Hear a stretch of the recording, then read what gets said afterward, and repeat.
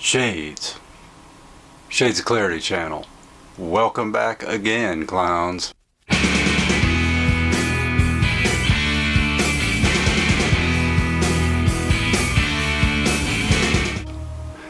How are things going? Did you like that last video? I felt like it was kind of finished. Frozen Satan did challenge me to a snowball fight, but I kind of declined. It was just too cold out there. Even his presence wasn't warming anything up. Cheers. Oh God, I think it's like 3:30 in the morning. Couldn't sleep. A lot of times, I don't know, have insomnia trouble, woke up, had some bad dreams going on. I did have a dream about something I'm going to talk about. Are you interested? I figured you might be. Okay. So what are we going to talk about today? I'm going to talk about one of the 3 places you don't want to land if you keep drugging or you keep using alcohol. We'll use alcohol for argument's sake since that's my DOC. Okay, I'm not dead. I'm not in prison. So what could the 3rd one possibly be? That's right, institutionalized. When I was at a certain treatment center, I was put in a mental facility for observation, and it's a stabilization facility, short term. You're only supposed to be there. And the place was a detox unit. It was detox mental health. So I was transported via Jeep by the sheriff's office, chained into the back of this thing, from Wilmington to Raleigh, which is about 2.5 hours. It felt like forever because I was in the back. There were 2 other patients that were in the front, or I wouldn't say the word prisoners. I mean, we felt like it, but they were up front. I was in the back by myself, kind of manacled to the floorboard, and in this burlap green vomit-proof suit. I don't know, some kind of turtle suit. Is that what it's called? I don't know. So anyway, I get to the mental facility, and they're oh so nice down at the, by the way, this is one of the worst, absolute worst mental hospitals, and the last time I heard they're under investigation, and they should be, allegedly, because of just poor practices, poor handling of the patients, poor living conditions. It was just rotten. So I get there. I don't know what to expect because I was involuntarily committed. So at this point, I'm owned by the state, and I can't leave until the doctor signs me off. So they're all friendly down in the, intake. Oh, it's not so bad here. The nurse was really nice. They don't give you any idea what's upstairs when you get up there. I mean, you're taking an elevator to hell is what you're taking. I didn't see Satan while I was there. Thank God, but it was horrible. I mean, people staring at contemplating their navels. Oh, I wonder what this little thing's for down here. Talking to themselves. John, the stars, the lips on the faces of the sun. I can see the sun. It was horrible. People in the cafeteria squaring off. I mean, arguing each other in like word salad. Like just calling each other these weird objects and just speaking, they were arguing but not really using English. I don't know what the fight broke out over. I think one guy swung at another guy, and then one of the big burly guys came and stopped him.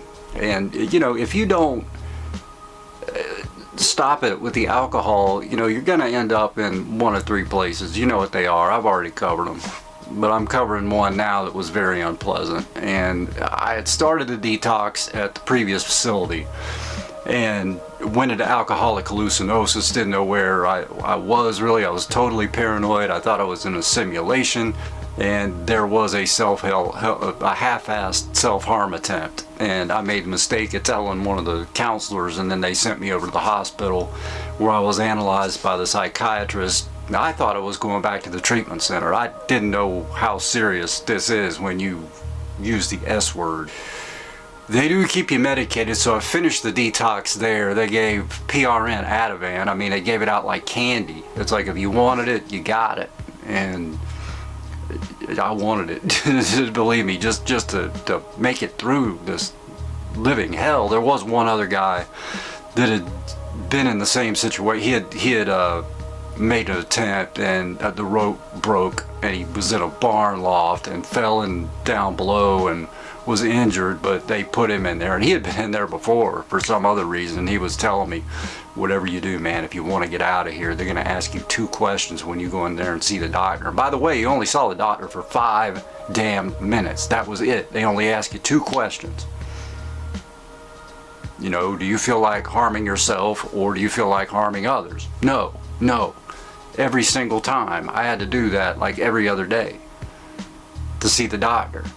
And the fellow that I sort of clicked up with a little bit said, you know, whatever you do, man, be on your best behavior, be the most sanest that you can possibly be.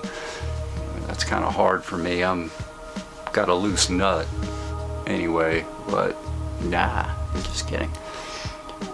But you really are surrounded by this sea of just instability and insanity and just discontent, and you're just, the stress of being there is totally like something, if you've never been in a situation like that, you don't want to be there.